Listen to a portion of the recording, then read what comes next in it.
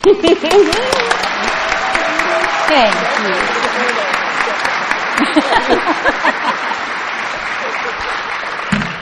Good morning. Yay, you're acting like we're in the South. I am a very grateful member of the Worldwide Fellowship of Al-Anon. My name is Ashley. Thank you so much to the 42nd Annual Sunflower Roundup for having me. It is a pleasure, an honor, and a delight to be your Al-Anon speaker this morning. Thank you, Joy, for being such a thorough and delightful correspondent, and to my nerded out host, Joan, who is your area delegate. I'm so admiring and appreciative of your service, and Elaine and Mary for your instant friendship. I was telling my partner Martin that it was just an inexhaustible supply of Al-Anon talk. I mean, it was almost like page 46 of the service manual, which is really how I roll. And it's really a treat to be here. It doesn't make me good, right, and perfect. We have had a death in the family, and Martin was like, you go. And this is what Al-Anon means in my life. And Tammy, you were such a wonderful speaker, and as your beloved husband said, it's a matter of life and death. It really is a matter of life and death, and that's true for me as a member of the Al-Anon family groups as well. And thanks for taking care of all the creature comforts, the cereal in the room, because, I make conscious contact with my higher power before I make conscious contact with people. And to be able to have that 11th step time uninterrupted and everything was just really, I felt very supported. So thank you so much for that. My Al-Anon birthday is the 6th of February, 2006. It was a really life-changing day. A woman named Granny Pat, that's what I came to call her, told me about the 12 steps, and she introduced them to me in this way. She said that in steps 1, 2, and 3, I get to make peace with the God of my understanding. In steps 4, 5, 6, and 7, I have the opportunity to make peace with myself. In steps 8 and 9, I can make peace with others. And in steps 10, 11, and 12, I can grow in peace. And I grew up with a family disease of alcoholism, and I did not know what peace was. And eventually I learned about the 12 traditions and the 12 concepts of service, and in the epilogue of our book, Paths to Recovery, I read, and also in the preface, and my one-time sponsor, Tina, said, Ashley, do you want the entire program? I could make peace in all my relationships, and I could be at peace in a troubled world. And so I'm a 3-legacy woman, and my sponsor, we really take all 36 principles of Al-Anon to heart. And I don't want a third of the program or 2/3 of the program. I want the entire program. And I do have a wonderful sponsor.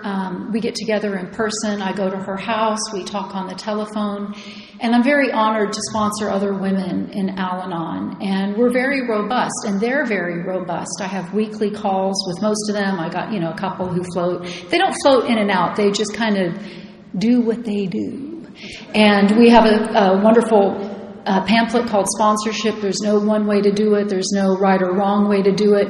They stick real close to me at sometimes, and I kind of give them the dignity of doing that. I'm not harsh about it. And when they work really hard, and I just try to love them where they are. But I've got a couple who are greedy, and they just stick real close, and I love that. I do a traditions workshop. We're on Tradition 7 every week with the women I sponsor, and they also have their own book study themselves, and they're on step 4 doing the reading from Paths to Recovery. So it's a very robust community, and I'm very thankful for that, and they also sponsor women themselves. I attend meetings. My home group used to be in Franklin, Tennessee. I'm going to tell you about my first home group, Keep It Simple, which was one of the great loves of my life. And then my Listen and Learn home group in Franklin. I'm not there in person anymore, but I'd love to invite you to join me on a Zoom meeting. It's called the literature study meeting at 6 a.m. Eastern, a little early, but worth it. We're reading our book, Opening Our Hearts, Transforming Our Losses. It's about recovering from grief, because alcoholism is a thief.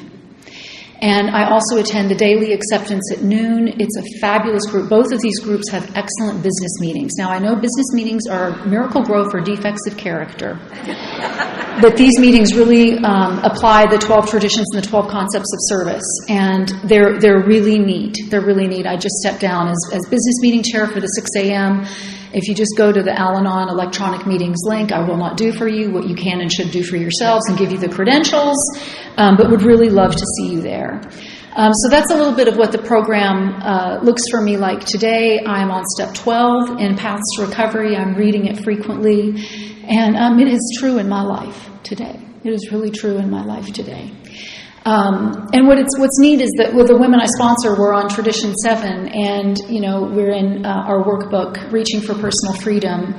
But we really did the economics of Al-Anon when we were in Paths to Recovery, and we had Penny R., who's the former treasurer for Al-Anon as a whole, join us on a Zoom meeting. We looked at the annual report from the World Service Conference. We looked at the decimal points. She's on the audit committee now and what that means. And, we just really love Al-Anon and we're interested. We talked about the difference between a contribution and a donation. We're not a charity, So, we all, we love it. We love it. So that's a little bit of what it looks like for me to be a member of Al-Anon in good standing. So my grandmommy was a flophouse alcoholic who died on the streets. And she murdered my great-granddaddy and then burned down the family business and absconded from the state with the money. So that's what the family disease of alcoholism looked like before I got into the audit committee and the decimal points. And what that meant is that my Nana was an adult child. And she had an unintended pregnancy as a teenager and married my papa and had 4 children. And that meant that my mom was the adult child of an adult child and grandparents. And my papa drank. And my family was beautiful. They were beautiful. We're Appalachian. We're from eastern Kentucky. My papa had a little fill-in station, and my Nana stayed home and baked the cookies and baked the bread and looked after the neighbors when a child was sick. And then someone got sick in my family. My Uncle Brian was diagnosed with a childhood cancer, so that entered the grief. And it was very gendered. The doctor just told my Nana to take a pill and go lay down. And my papa got into the whiskey, and then a boy came over one night, and my mom had an unintended adolescent pregnancy. And that boy said, "Good luck, kid," to my mom, and so she needed someone to be the daddy, and so then entered a secret, and we say in recovery that we're only as sick as our secrets. So she looked around town, and she'd had a couple dates with my dad, who came from a family that looked real good and had entered the middle class through the hard work and sweat off my papa's back. And she made my dad think that he was the father, and, there was no sex education. And he didn't know that they couldn't have gotten pregnant. They hadn't done anything to get pregnant. And he just believed that he was the dad. So they got married at the town hall. And then he figured it out. But he loved her. And he loved my sister. And they started a little family together. So you've got trauma, you've got grief, and you've got alcoholism. And it's all wadded up together. And then my parents decided to have me. So I come into the scene, and as my dad said, crap runs downhill, and we didn't have a dog. So I kind of got the brunt of it. And that's not to say that I wasn't loved, because I was loved. But I just came from a family system that didn't work particularly well. And there's one way to really summarize my childhood. It just hurt. It just hurt. And my folks split up when I was about 2.5, and I remember very well, as a little itty-bitty baby sitting on a swing in the backyard, and my dad getting down on his knees and letting me know that he was leaving. And I'm kind of dissociated. I'm out of my body because I see it. I'm not on the swing. I'm on the back stoop watching that happen. And that was the first real feeling of abandonment that I had. And my mom experienced intimate partner violence, and the police came, and she was beat up. And, I talk about a lot of male sexual violence in my story, so just, take care of yourself in any way that you need to. And, my sister and I sat in the back seat of that cop car. And then as I grew up, the police would come to our house, and I would sit on the back porch and wonder why they didn't take me with them. Wonder why they didn't take me with them. And my dad developed his own drinking problem, and he had outside issues. And, you know, what my childhood looked like was sometimes I lived with my mom, and sometimes I lived with my dad. I went to 13 schools in 12 years. Those decisions were not made in my best interests. You know, there was not an informed group conscience in Tradition 2. It was not common welfare in Tradition 1. And, you know, I remember once I was in about the 6th grade, and I was living in Williamson County, Tennessee with my mom, and Dad was up in Kentucky, and he was going to come down and visit me. Mom hid the car in the barn. She turned off all the lights. She pulled down the shades, and she hid me under the bed. And Dad ran around that house cussing up the storm and banging on the doors and the windows, and I just laid under the bed and shivered. That's what my parents' relationship looked like. Hostile, contempt, rage, mutual hatred, just vitriol. I never said my parents, my mom and dad, in the same sentence until I was in recovery without finishing the sentence by saying just hated each other. And so, you know, a man molested me for the first time because I was just unsupervised as a kid. I was feral. You know, I used to go out in the 2nd grade and play in the woods in Appalachia, and the queen and lace was taller than I was. I just looked up at the umbral of the flower. So he did what he did when I was 7 years old, and I went to 2 adults and told what happened, and they said, oh, he's a nice old man. That's not what he meant. And then it happened again when I was a cheerleader, and then I went to Japan. My godmother was an alcoholic, and she arranged for me to go to Japan to model, and that was a summer of commercial sexual exploitation, and all the adults were just checked out in their disease. So when I was in the 10th grade in that little house in Williamson County, I lived alone for a year. No adult, no neighbor walking a dog on a schedule, no teacher, no guidance counselor, no friend's parent, nobody. And it didn't feel very good, as you can imagine. And I was so invisible, you know, that nothing quote unquote bad happened. I just lived in this house. Fortunately, there was a school bus, so I did go to school.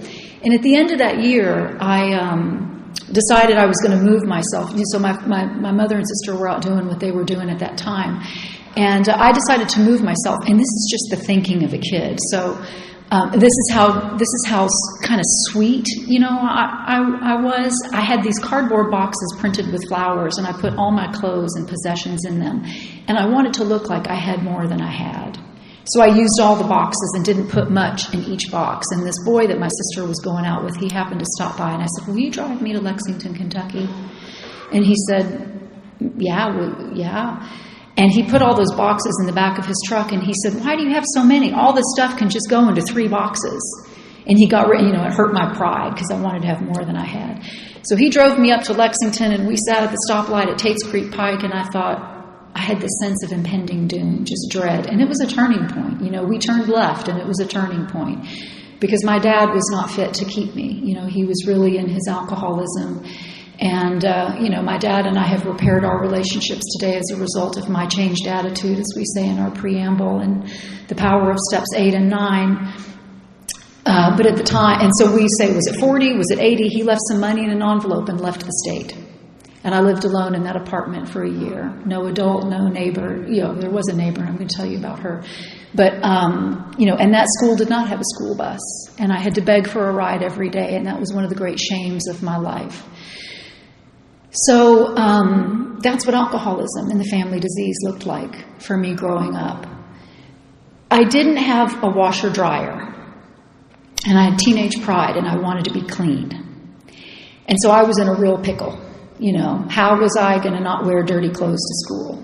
And I was sitting around ruminating on this when I saw there was a patio next to my apartment, and there was this woman, and she was out on her patio with a sun hat and a bikini and a big book, a big fat book, and I thought, well, she's smart, and that's the part that appealed to me.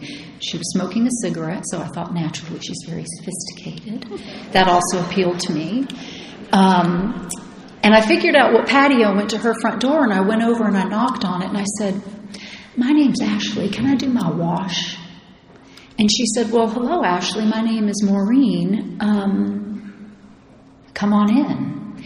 And what I eventually learned about Maureen is that at the time she had 7 years of continuous sobriety in the program of Alcoholics Anonymous.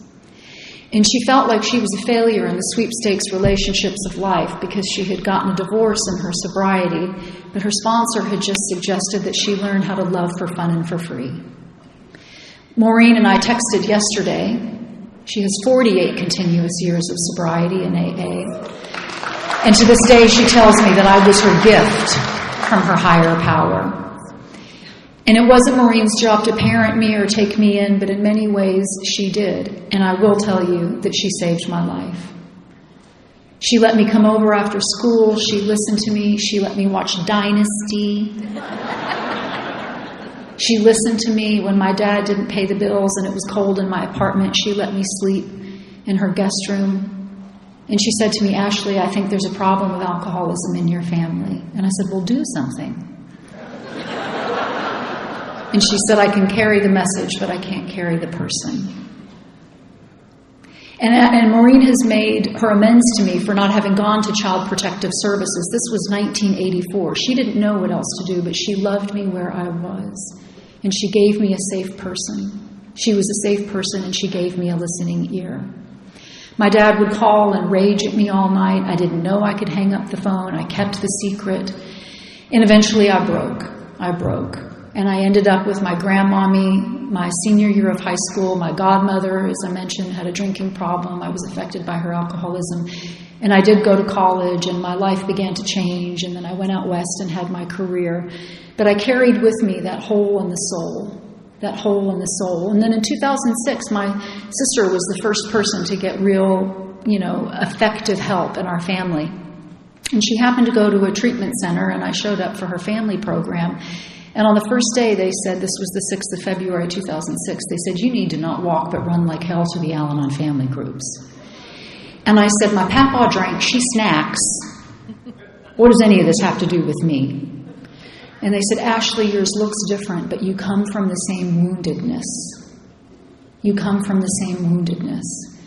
And they said, we think you have unresolved childhood grief, and you're what's called an adult child. And what was really neat is that they really practiced our Tradition 8, which states that Al-Anon family groups are non-professional. So the woman who founded the treatment center joined Al-Anon the year I was born in 1968. And she as an individual 12-stepped me while they kept that boundary, and as professionals had the Al-Anon literature. And you know what they did at the end of that week? They invited me to stay for treatment as an adult child. And so I got to start my healing there, and when I came out of treatment, I went straight to the Al-Anon family groups and shared non-conference approved literature and was corrected. And that might be something I would do someday, is help treatment centers teach people about how professional recovery authors are, wonderful and become a part of our personal experience, strength, and hope, but we only share literature published by our respective fellowships while we're in that 1 hour of the meeting, and that's called being voluntarily obedient to the unenforceable. And the Al-Anon literature is vast, and it is profound, and it is beautiful, and we have so many books. We have Paths to Recovery, which is a step, tradition, and concept with a series of questions afterwards. We have our workbook, Reaching for Personal Freedom. We have Dilemma of the Alcoholic Marriage. We have Intimacy in Alcoholic Relationships, which was recently published and goes into everything from friendships, aunts and uncles, of which I am one, an aunt. We have Discovering Choices, which is about all kinds of relationships. We have the one I mentioned on recovering from grief. We have In All Our Affairs, Making Crises Work for You, incarceration, death, sexual abuse. Our literature is extraordinary, and it is good enough. So I started to work the steps, and I found me that little home group, Keep It Simple. On Monday nights at 8 o'clock, we read a daily reader. On Wednesday nights, we read an Al-Anon book in its entirety, and I fell in love. And there were a lot of long-timers there, and then they moved. Retirement, a grandchild out of state. And I was not a long-timer, I was a newcomer, but I had enthusiasm. And I was on fire, and I got involved with service, and I cleaned out that cabinet, and I looked at the minutes from the old business meetings, and I went to 8 meetings a week. There was an open meeting of Alcoholics Anonymous that was a big book study across the hall. I did that at 6:30, walked around the neighborhood and called my sponsor at 7:30, and then went to Al-Anon at 8 o'clock. And my life began to change. And so this is what it looked like. I didn't have a relationship with some of the people and family members in my life at first. I mean, I had, this is an example. I mean, my relationships were so strangled, and I was a rager. I mean, I punched a hole in my kitchen wall. I kept a calendar over the hole in recovery to remind myself of where I used to come from. Telemarketers would hang up on me.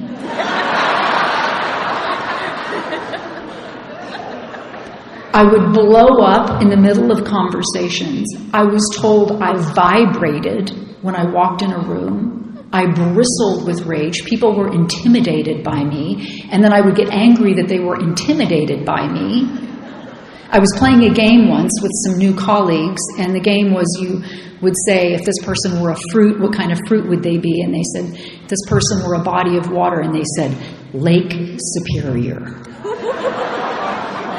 Nobody cared about hurting my feelings. I seemed invincible with my rage. But I came by that rage naturally. It was righteous rage. But it wasn't a way to live, and it wasn't a way to be in relationship with people. And nobody else in my family had any boundaries either. And this is kind of what relationships look like. So one time my sibling called me and she left me this 35-minute long voicemail. We were masters of the voicemail. And she was saying, Mom's done so much for us, and we need to buy her this great Christmas present. And by the end of the voicemail, we needed to buy her a Mercedes for Christmas. That's where that went, because the way money was done, and gifts and indebtedness, and money just had all these strange connotations. And what I was able to do when I got into program was to call her back and say, I really love you. I hear that you want to do something for Mom. I'm unable to listen to a voicemail again like that. If there's something you really need and want for me to know, please find a different way to communicate it, and I'll be buying Mom my own gift. So my communication really improved because of this communication chapter in our book, How Al-Anon Works for Friends and Families of Alcoholics. Now, that did not please her, because when we stop pleasing people, people aren't pleased. And this kind of communication is a stress test for relationships. We really learn the quality of the relationship when we do that. But it says in our book, From Survival to Recovery, which is written from the perspective of adult children, that I learned to stand for myself without standing against my fellows. And there's this amazing language in the General Warranties of the Conference in Concept 12 that says, I learn how not to be personally punitive. And I can say things and stand for myself without any energy of hostility about it, and come from this place of love and equanimity and poise. We give encouragement and understanding to the alcoholic. And I have really learned how to stand in that kind of peace and poise. Another example that's recent in my life is my mom died pretty recently, and my pop started doing things in his grief that were very different from the way I was grieving. And one of the messages I really want to share with you today is that everyone has the right to be wrong. And I learned this in our Tradition 4 and Paths to Recovery. And I did not feel the need to manage or control or massage the way that he grieved. And every morning, he lived with me at first, my partner and me, when Mom died. He would start to howl about 4:30 in the morning, and he would be stretched across his bed crying, and we would hear him, and we'd wake up and go down and make a pot of coffee. And we'd sit together at the kitchen table, and he would grieve. And then when he eventually went home to Mom's in his house, I would wake up and do my step 11 and then invite him over, and we would make eggs and bacon together and sit and share in our grief. And then, to be perfectly candid, he started to date. And I used those general warranties of the conference because he really got to do it his way. He is autonomous, as we say in Concept 4. And I realized in Tradition 4, and I realized in Tradition 10 that it was an outside issue, and it wasn't what he was doing that was hurting me. It was my opinion of what he was doing. My friends were more upset than I was, and I wasn't personally punitive, and I didn't put myself in unqualified authority over him.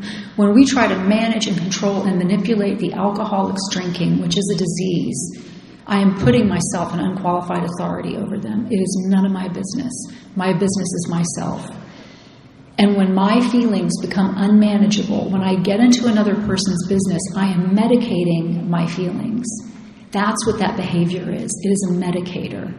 My business was my grief. And my pop got over that behavior. But I didn't have to ding that relationship. I didn't have to hurt that relationship. I've had enough loss in my life. And my pop and I were just in Las Vegas together to see this little Irish band. And he's come into Cambridge for his birthday. And our relationship is whole and intact because it was an outside issue and I didn't get into his business. So I want to share about my first marriage. It was a good marriage in many ways, and it certainly looked good, and I was very much in his world, but I still had that hole in the soul, and I wanted to do everything to recruit him into my world. And so I would be working, and I would try to make sure I had the right turkey sandwich, because turkey sandwiches are important. I would want to make sure that I had the right video game at my workplace. I would make sure I wanted to rent the right house. And I was desperate to do these things because I needed him to be there in order for me to feel okay. And what my sponsor said to me was, Ashley, you stay and be different. You stay until you can stay, which was like an enigma in a riddle. But I stayed and I worked my program, or I worked the program, as my sponsor says. It's not my program, it's the program. The program doesn't change, I change. And eventually I was able to show up in his world for fun and for free. And then I would ask myself questions. He had all this success and he, had a big experience, several big experiences. And once I was going to iron his shirt. And I said, am I doing it because I want to, or am I doing it because I need to feel needed? And I was doing it for fun and for free, so I ironed that shirt. And then we were going out for the big celebration, and I took my phone, made sure it was charged, and I had my own money, because I was affected by his drinking. And I was like, when I start to count the drinks or say, why are you doing the beer after the shooter for whatever it is y'all do, is it time for me to leave? Am I getting sullen? Am I getting cross? Am I getting, what did we say in our welcome? Am I getting, but I knew it. I was getting unreasonable, but I knew it. So I learned how to detach and take care of myself and not to suffer because of the actions and reactions of other people. And he would, with my increased honesty, he got more honest, and I would say, I might do this someday. And he was like, I couldn't be a part of that. And I was like, okay, that's honest. And I'd say, well, I might do that someday. And he said, well, I couldn't be a part of that. So I realized that I was spiritually dying. Everything else was okay, but I was spiritually dying. And I got to this place in my step 3 where I was so autonomous with the God of my understanding, because of the quality of my step 2 and my higher power concept. And I got to the place with concept 1 where I am responsible for my own life. And I got to this place with my concept 3 where I have the right to make decisions for myself and I can trust myself to make good decisions. That I thought, I'm going to let go of what little I have in order to have nothing, with no guarantee that I will ever have a relationship again. And God is in me like butter is in milk. And I am a woman who can hold her own hand. And I am okay in spite of and no matter what. Because Al-Anon gives me this container in which I can live my life. And I let go of that marriage. And I love and adore him. The young parts of ourselves were so safe with each other, but our life was this big. And I have a big life. And you know what was really beautiful is when I got to that complete letting go place where it says in how Al-Anon works in our slogan, let go and let God, I let go of the need to know. He came to me. And there's no guarantee that this will happen, but he came to me and he said, I see exactly what you've been talking about for the past 2 years. And then he gave me a real gift. He said, I'm real selfish. How beautiful. And we closed our marriage together in the place where we got married. And we stood on the place where we had taken our marital vows and took new vows as chosen family and crafted what our relationship going forward would look like. And he's Scottish and I'm American, and I said that our home in Tennessee would always be his home and he would be welcome to come back there. So one day he came back and he had this funny look on his face, and I said, are you getting married? And he said, no. And pardon my language, but I was kind of fumbling. I said, are you knocked up? And he said, yeah, we are. And we had chosen not to have children. And then he said, will you please be the godmother? And I knew I had one opportunity to answer from my higher self. And that I had one opportunity to answer in the way that when I looked back on this moment, I would have wanted to have answered in my 12th step. And I said, of course I'll be the godmother. And then I spoke to his greatest fear and I said, and you're going to be an amazing father. And then I left the room and I went and I called a recovery friend and I cussed the paint off the wall.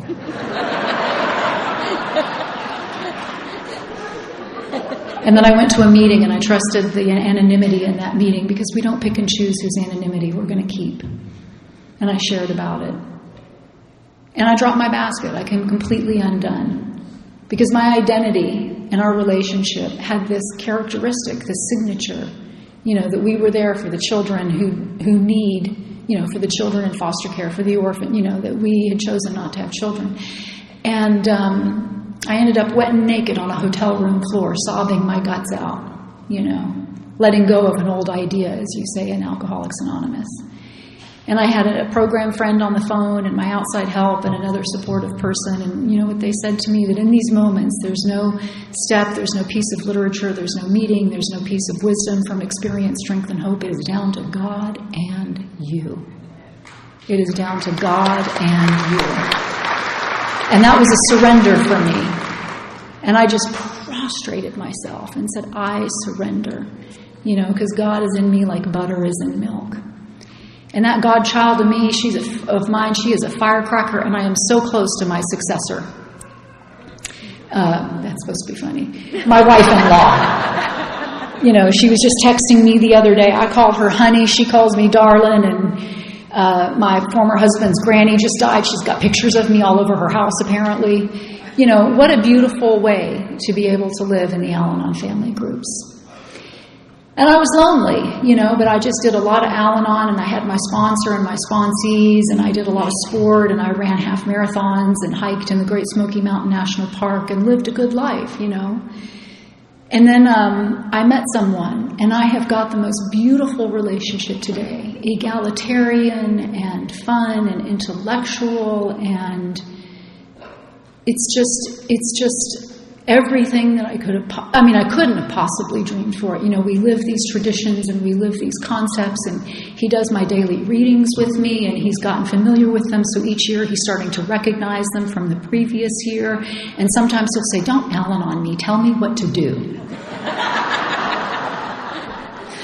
And, his papa just died, and I'm getting to show up for him in his grief. And we've got that quote in One Day at a Time in Al-Anon that says, the beginning of real love is to allow another to be perfectly themselves. And I'm getting to show up for him in his grief and just let him unfold exactly as he is without adding anything or taking anything away. And giving him the dignity of his experience. And it is so beautiful. And we're going to have, we made a date. We got childcare. We have a 10-year-old, my bonus daughter. And I said, what's on your mind? And he said, death. And I said, what else? And he said, love. And I said, let's do it. Let's do it. Let's talk. We give each other so much space. And I want to talk to you a little bit about this bonus daughter. Because she comes with a mother. And she breathes in and she breathes out. We have Tradition 6 in Al-Anon, which has this extra phrase that y'all don't include in AA because we came second, right? And it says, we cooperate. We don't endorse, we don't finance, and we don't lend our name, but we do cooperate. And I cooperate with this biological mother. And because I believe in common welfare for this child, and her childhood looks very different from my childhood. And she has 3 parents who love and adore her and support her. And I also practice concept 10, and that I do not duplicate effort. And I don't have double-headed management with the mom. I'm real clear that I am a loving person in her life, but I let the mom be the mom. I mean, she's living with us for the year, and so I'm all hands on deck, and I am her mother, and I'm mothering energy. But when we are all together, when the mom starts to cuddle her, I give them privacy. When the mom's talking about where she's going to go to school next year, she has legal rights. That's concept 7. I have traditional authority. I can say, this is my, thoughts and opinions, and I believe that she should go into the sciences, but the mother has the legal authority there, and I defer. I didn't learn this growing up. These 36 principles guide my social conduct. I would be a clumsy, bumbling, insecure, neurotic mess without these spiritual principles to inform my steps day by day. I wouldn't know how to sit in a kitchen table with this child, my partner, and her mother, which I do on a regular basis with dignity, ease, and comfort. And the mom is coming to stay with us for 2 weeks because, as I said, she's living with us. She's German, so she's coming over. And she is an honored guest. But you know what? She's not a member of the household. And there's a distinction there because that's my boundary. When she came to see us in September, she was invasive. She put trays under my plants. And I'm like, back off, lady. That's my plant. I don't care if there's a water stain. I hope there's a water stain. And she was all up in my stuff. And she spoke German with my partner in front of me. And I'm like, you're excluding me. That is not tradition 1. I'm the minority voice. I have a duty and an obligation to speak up and appeal. And we talked about that afterwards, and she made her amends. She said I was invasive. We're both figuring this out as we go. And so we talked about our new norms, and we just checked in. We had a call before she's arriving on Tuesday. And we said, what do we need? What do we want? What worked well? What would we like to do differently? And we decided that her last visit went really well, and we're just going to keep, the principles are invisible, and she doesn't even know I'm in recovery, right? It's attraction rather than promotion. And then there's this part of me, because I am so not perfect, that hoards, because I hate it when the 3 of them do something without me. Oh my goodness gracious. I get so petty. Because you know what I make up? Is that somehow I think I'm saying I consent to and really love this whole setup, and there's a part of me that fears that they're going to get loosey-goosey on the boundaries if I'm not there to supervise.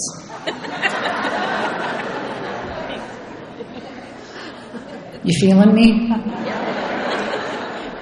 Because this is really adult stuff.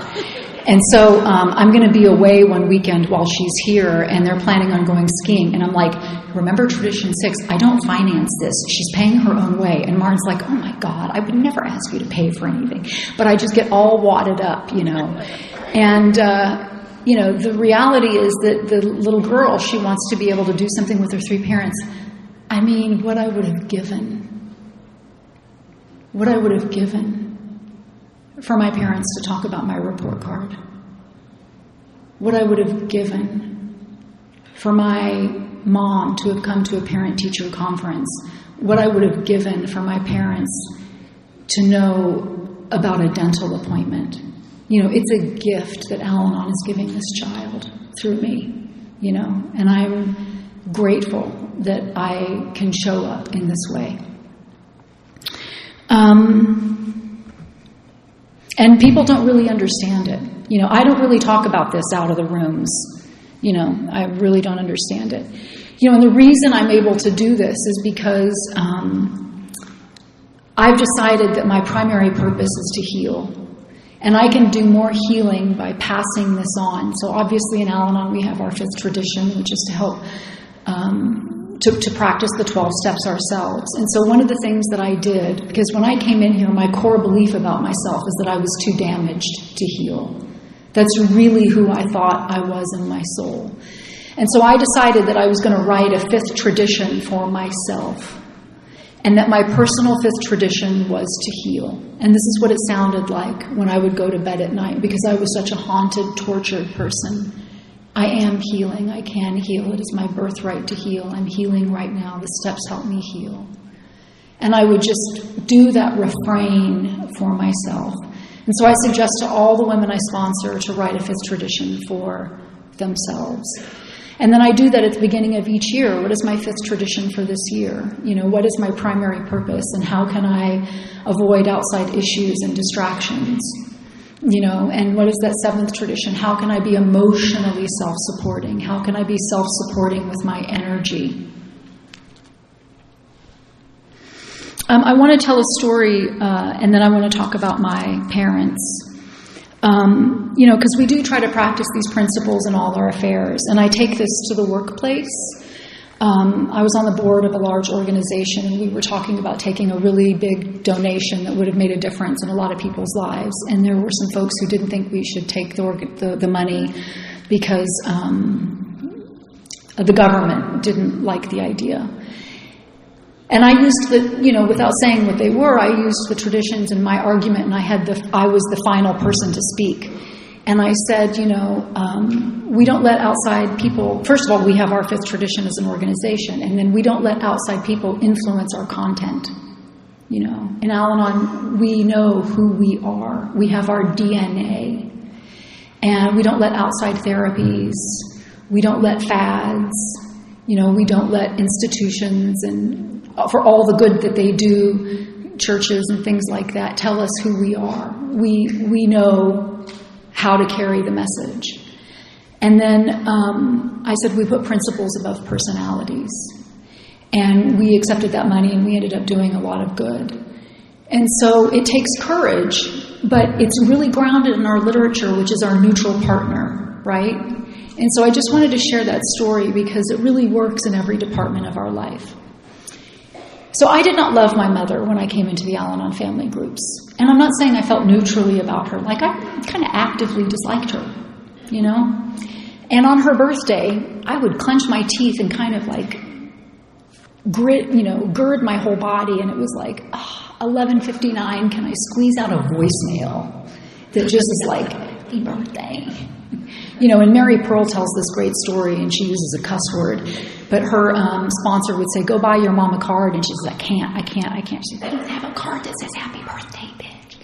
And I was kind of like, I would go through the cards, and it was like none of them say, you did a rotten job, or whatever, And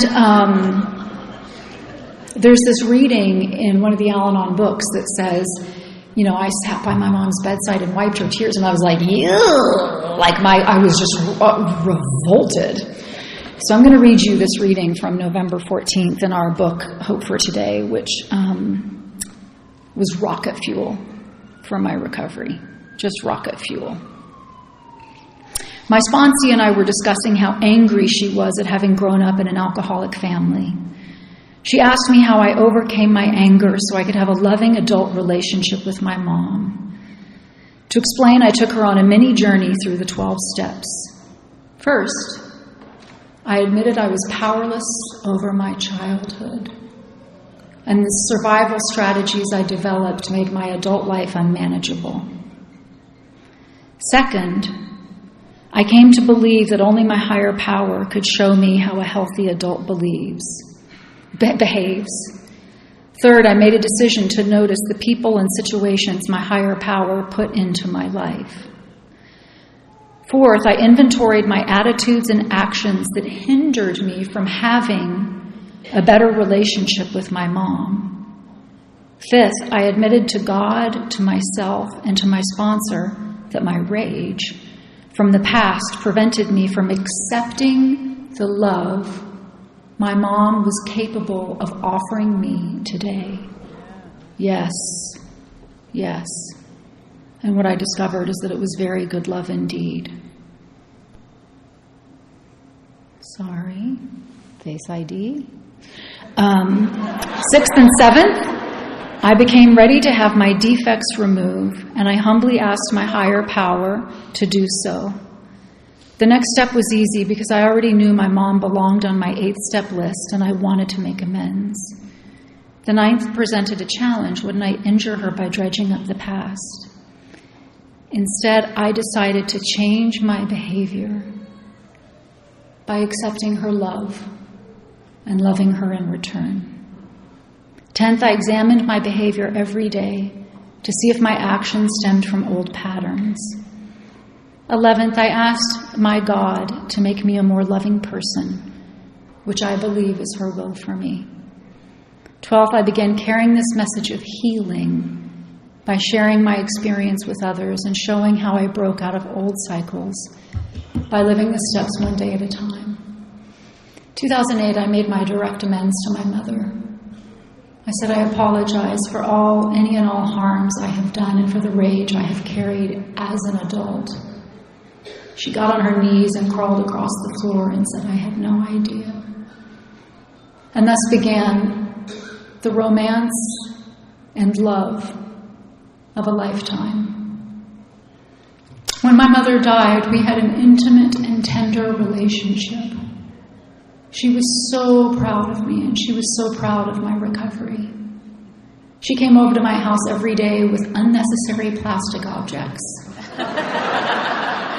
But what I realized is that she was letting me know when she was in aisle 3 of Walgreens that I was on her mind. She thought of me incessantly. We had different politics, and we could talk about it because of our traditions. She would show up when I would speak, and she would say, "Honey, you were perfect. They're so lucky to have you." We talked about the past, and she had so much regret. And I was able to say, I hold no feeling about that because forgiveness is no favor. We do it for ourselves. She loved my chosen family. They called her Mama. And the day she died, I gave her full permission to go. And when I went upstairs and saw that she had harmed herself, I held her and cradled her like a pieta and just said, I see how you've been suffering. I see how much you hurt. And it is okay to go. Go see your daddy. Go see your brother. All was forgiven long ago. Be free. Be inhaled into the infinite mercy of the God of your own understanding. I love you. I love you. And I was able to walk her home. She birthed me and I midwifed her into the vast mystery of God. What a gift. What a gift from the Al-Anon family groups. And the other night, I had a dream about her. And the love I felt in my chest was, the only way I know how to describe it is that it was cosmic. It was so profound, I was replete. I was full. I was brimming over, and it was her love for me, and it was my reciprocal love for her. And it was uncontainable, and it began to bloom in my chest, and a forest started to grow inside of me during this dream. There were trees, and there were flowers, and her spirit was inside of me. And it spilled over into my skin, and I started to have butterflies on my skin, and my mother and I started to talk to each other in the world of the spirit.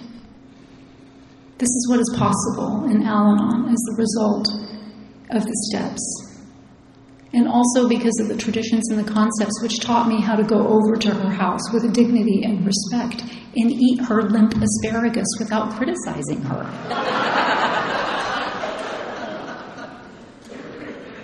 I am so grateful that on the 6th of February in 2006, those people said, there's help and hope for a kid like you too, for a childhood that hurt, to have a love affair with a mother whose love I was capable of accepting.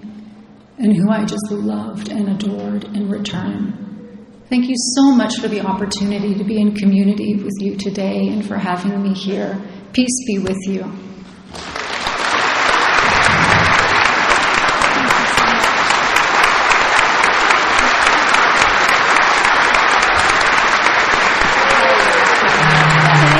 Hold on just 1 second.